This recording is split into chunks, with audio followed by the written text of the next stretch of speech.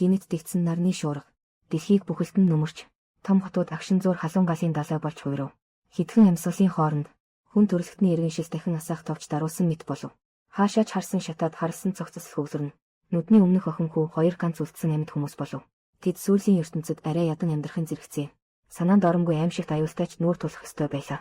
Та бүхэнд 100 хүнд хүрсэн сүүлийн аимшигын кино. 2 дахь үүсэл. Элсигийн эцэг. Зөрүүд гутранг үзэлтэй хүн байв. Түүний өдөр тутмын заавал хийх зүйл нь охиндоо. Сүүлийн орчинд амьд үлдэх арга ухаан заах явдал байлаа. Гэхдээ түүний энэ бэлтгэл дэмий зүйл биш байжээ. Сүүлийн өдрүүдэд тэнгэрт хачин гэрэл ойр ойрхон цахилж, алданыхан үүнийг нарны шуурганы нөлөө гэж тайлбарлав. Бүр зарим хиймэл дагуулж хэвийн ажиллагаа байсан байлаа. Ардын дунд сүрэл ирнэ гэсэн яриа улам газар авч. Тэдний нотлогооч түн үнэмшилтэй байв. Зөвгийнүүд олноороо үхэж ихэлсэн. Экосистем нурам унахын дохой байлаа. Элсигийн эцэг эртнээс бэлтгэлээ базаажээ. Тэр хашаандаа янз бүрийн ногоо тарьж, сүрэлт хэрэг болох нөөцөө шилэн байшинд хадгалсан байв. Тэр өдөр тэр охинтойгоо хэцүүхэн салж, хот руу илүү их яаралтай хэрэгсэл авахар явхад бэлдэв.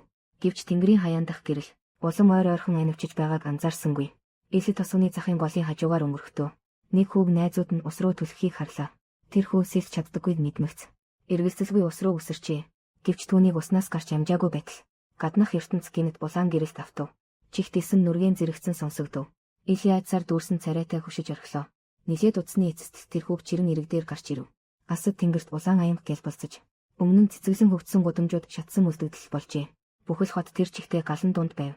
Хүүгийн эцэг их нурангад хөдөлгөөнгүй хэвтэн. Элсигийн сэтгэл пал хийтэл унав. Тэр хамаг чадлаараа хүүг дагуулan тэндээс зогтов. Удалгүй тэнгэрээс галууны үд шиг том үнс нурж эхлэв. Тэр хүүг дагуулan эцгийнх нь бэлдсэн агуйд нуугджээ. Дотор нь хүнжилт түлээ зэрэг яаралтай хэрэгсэл нуусан байв. Энэ нь тэднийг түр чадгаа амьд авч явахад хангалттай байлаа. Жаал хүү гайхан асуув. Үүнийг хар гаргийнхан хийсэн юм уу?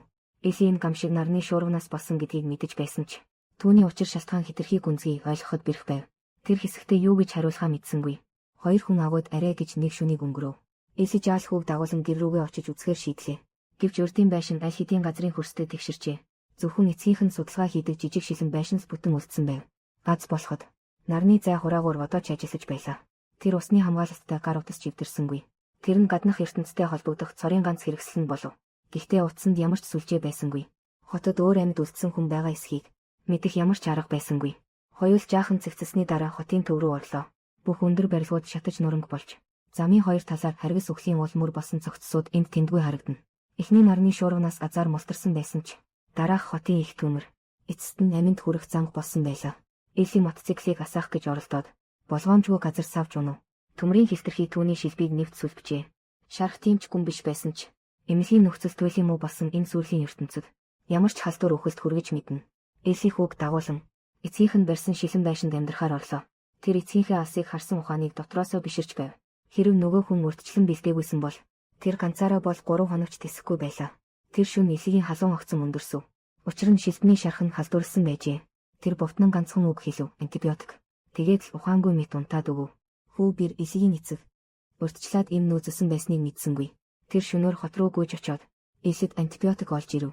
Ор дээр хөвтөж байсан ил удалгүй тэнхэрч эхлэв. Бэрийн баяр хөөр дүүрэн инээмсэглэлийг хараад тэр гинэт ойлгов. Урд нь өөрийнх нь хамгаалалт хэрэгтэй байсан тэр жаахан хүү. Одоо сүүлийн энэ ертөнцид түүний цорын ганц төшөг болжээ. Эцгийнх нь үлдээсэн нөөцөд тулгуурлан хоёул аажмаар энэ сүүлийн амьдралд тасав. Гэвч өөр амьсгал улам итгээд болж газар хөдлөлт аадар бороо ээлжилж дайрсаар байв. Тэгсэн ч тэд нар гарахыг дандаа тэсэж хүлээж чаддаг байлаа. Эцгийнх нь үлдээсэн амьд үлдэх тухай номын дагуу хоёул үр тарих, ногоо тарихыг сурч эхлэв. Харин Элс тэр утсаараа сүүлийн үеийн өдөр тутмаа тэмдэглэж байлаа. Нүүд ирэмхийн зуур 7 жил өнгөрөв. Тэр үеийн жаахан хүү өндөр сайхан залуу болж өсчээ. Хөмсг харцанд нь эр хүний хат суужээ. Харин түүний Элс рүү чиглэсэн харц аль хэдийн төшөглөлтөөс халуун дурлал болж хуурсан байв. Эцэст нь нэг өдөр бэр сэтгэлээ барьж дийлэлгүй.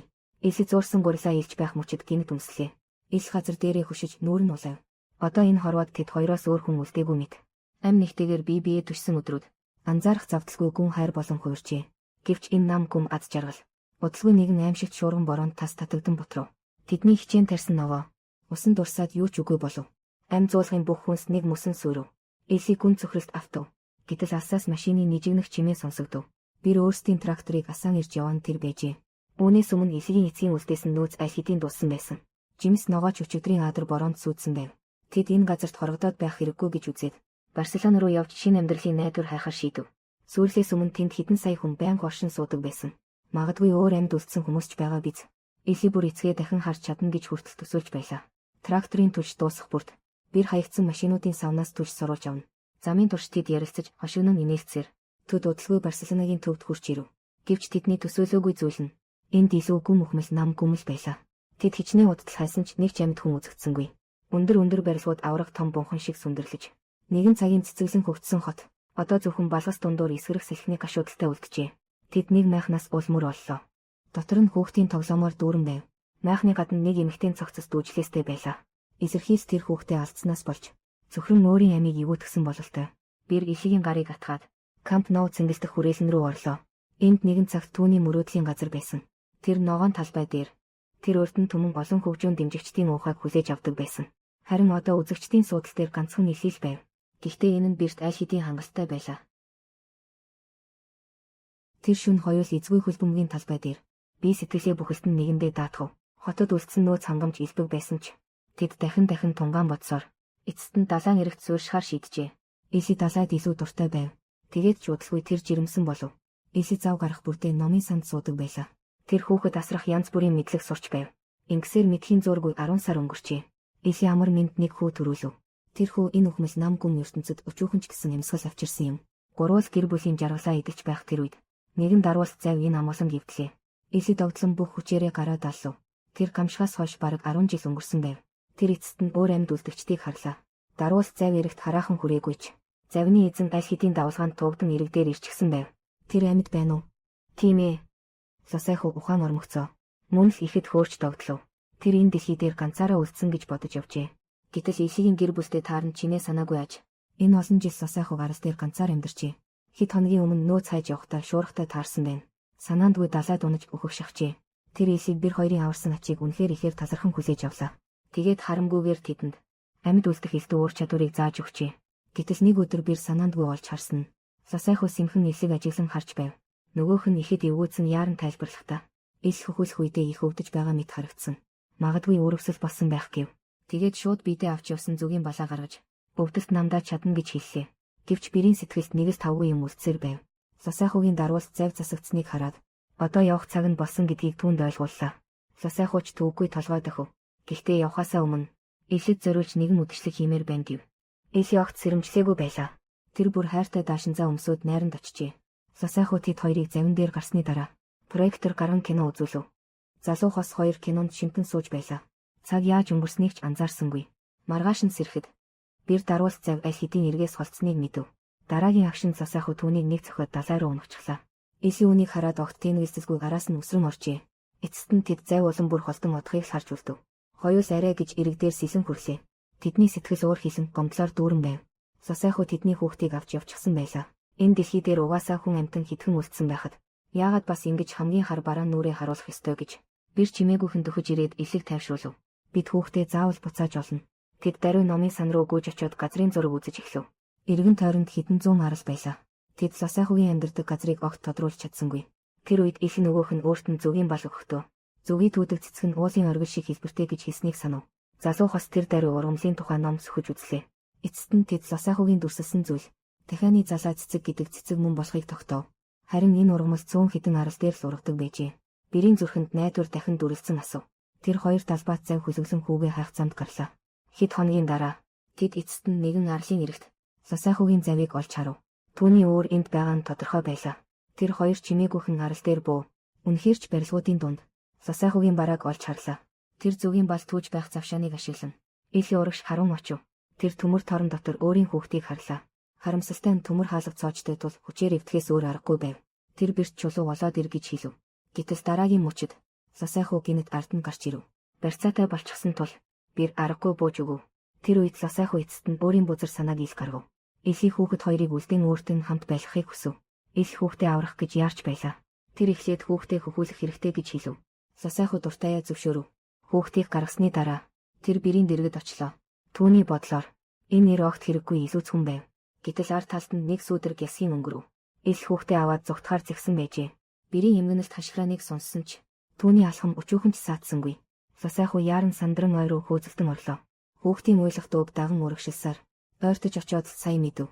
Дуу гаргаж байсан зүйл нь гар утас байжээ. Харин тэр үед Эли аль хэдийн буцаад хашаандаа ирсэн байв. Тэр бэрийг орхиогүй. Гэвч Ос дэндүү чанга хүлжээ. Эси дөнгөж жижиг хутга сарвайтал. Муу ёрын лосайхуу буцаад хүрээд ирэв. Тэр тасралтгүй ярьж түүний анхаарлыг өөр тийш нь хандуулахыг оролдов. Харин бэр завшааныг ашиглан болсыг таслав. Игцэгтэй мөчөд гинэт дайран өсрөв. Хоёр эр тус бүр зэвсэг атгаж ил талбай дээр ам өрсөн тулалдав. Аюулын мөчөд лосайхуу урт бууга өргөв. Говь татах тэр агшинд бэр хамаг хүчээрээ сүхэ буулгав. Лосайхуу хүчгүйхэн газар сөхрөн унахад бэр хүүхэд рүүгээ хоргодон нэг харлаа. Юу ч хэлж амжилгүй. Харамсангүй нүдээ айнав. Эсигийн нулимс чимээгүйхэн урсав. Тэр хүүхдээ аварч чадсан ч 10 настайгаасаа хойш үргэлж хажууд нь байсан тэр хүнийг үүрд алджээ. Цаг хугацаа урсан өнгөрөв. Эсигийн хүүхэд аажмаар том болов. Тэнгэрийн тэр хачирхастай тэрс аль хэдийн алга болжээ. ертөнц заажмаар тайвширлаа эргүүлсэн оллоо. Эси тэр гар утсыг гаргаж ирэв. Дотор нь тухайн үеийн бичлэгүүд дүүрэн байлаа. Бичлэг бүр Эси бэр хоёрын сүүлийн дундах хайр тууштай тэмцэл хадгалагджээ. Ингээд хоёр дахь үүсэл киноны бүх үйл явдал дууслаа. Энэ киноны ертөнцийн дүрслэл жаахан хэтрүүлэхтэй санагдлаа. Ямар ч гам шиг ийм олон хүнийг тэр чигт нь устгаж чадахгүй болов уу? Тэгээд ч гол эрэхтэй эмэгтэй хоёр зүгээр л усанд шумбаад аюулаас мултарсан. Ингээд ийм амархан амьд үлдсэн. Уг нь бол илүү олон амьд үлдгэсэд таарах ёстой мэт. За ингээд өнөөдрийн тайлбар энэ хүрээд өндөрлөе. Сэтгэгдлийн хэсэгт үлдэн ярилцахыг та бүхэнд урьж байна. Дараагийн дугаараар дахин уулзъя.